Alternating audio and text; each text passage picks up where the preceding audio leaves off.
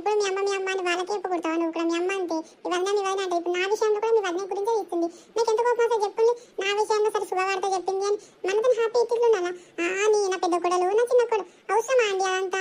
నా గురించి మాట్లాడాలి కదా, ఆమె గురించి నువ్వు ఇస్తా అండి నా విషయంలో మధ్యలో?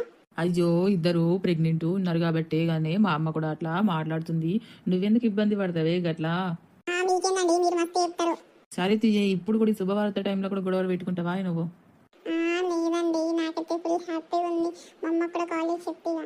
అవును కానీ ఒక మాట, మీ అమ్మ మీ ఇంటికి పోతావా అని అంటుంది. ఎంత చక్కగా మొన్నటిదాకా అట్లా మాట్లాడిందా? నేను పోతా అంటే కూడా అద్దన్నది. ఇప్పుడేమో పోతావా అంటున్నా. అంటే మీ అమ్మ నేను బరువైతున్నా చెప్పండి. మీరు కూడా అంతే మాట్లాడుతున్నారు మళ్ళా.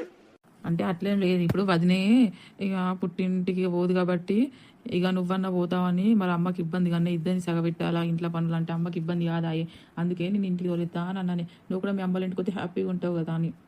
ఎందుకండి, పెద్ద కొడుకు కింద రోజులు పని చేసింది, నేను కూడా చేసిన దానికి. ఇప్పుడు నాకు పని చేయరా వాళ్ళిద్దరు? నేనే ఉంటా. మీ వదిన కూడా నాకు పని చేయమనండి. మొన్న వరకు ఆమెకు చేసిన కదా నేను.